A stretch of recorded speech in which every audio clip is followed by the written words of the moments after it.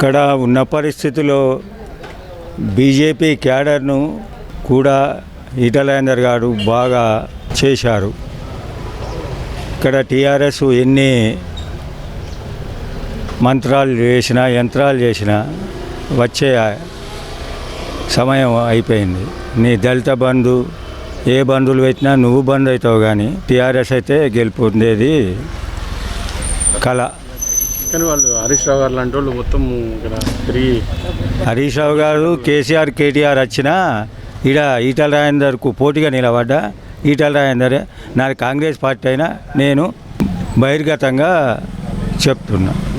అంటే ఎందుకు ఇట్లాంటి అభిప్రాయం వచ్చింది? ఇప్పుడు కేసీఆర్కి వ్యతిరేకంగా ఉందనా, లేకపోతే ఎందుకు ఈటల రాజేందర్ వైపు పబ్లిక్ అందరూ ఉన్నారని చెప్తున్నారు?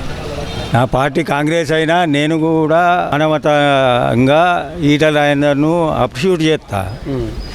ఎందుకంటే పిచ్చి పిచ్చి వేషాలు, లంగా వేషాలు అట్లాంటి ఏం మంచి మనిషి కాబట్టి ఆయన ఇప్పటికీ 7వ పర్యాయం నుంచి ఇక్కడనే అందరి మనస్సులలో ఉన్నాడు. మీరేమో పిచ్చి పనులు చేయరంటారు. ఇప్పుడు టీఆర్ఎస్ వాళ్ళు ఏమో భూములు కబ్జా పెట్టిరని తీసేసారు కదా ఆయన్ని. మరి భూమి కబ్జా అయితే ఏది ఆనాడు ఫైల్ ఓపెన్ చేసిండ్రు, క్లోజ్ చేసిండ్రు. మరి ఏది ఇంత మటుకు తెలియదు కదా. మరి అట్లాంటిది ఈయన సరెండర్ చేయలే, ఈయనను రిమాండ్ చేయలే. అది ఏది మరి అంటే ఉత్తయ్యండి ఇక మరి అంతే కదా. మరి వత్తయి కాకుంటే ఈయనను రిమాండింగ్ ఏది కోర్టుకు అటెండ్ కూడా చేపియలే కదా. అట్లాంటప్పుడు అలా ఏం పర్సా లేనట్టే కదా. ఓకే, ఇంతమంది టీఆర్ఎస్ వాళ్ళు తిరుగుతున్నారు, నాయకులందరినీ కొనేశారు, ఒక్కళ్ళు కూడా ఈటల రాజేందర్ వైపు లేరు అంటున్నారు.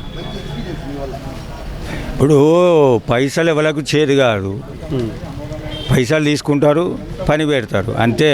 మనుషులు ఇప్పుడు మన ఎడ్యుకేటర్స్ కన్నా నాన్ ఎడ్యుకేటర్స్ ఇంకా తెలియకల లైన్లో వాళ్ళ దగ్గర మనం నేర్చుకునేటట్టు సమాజం తయారైంది.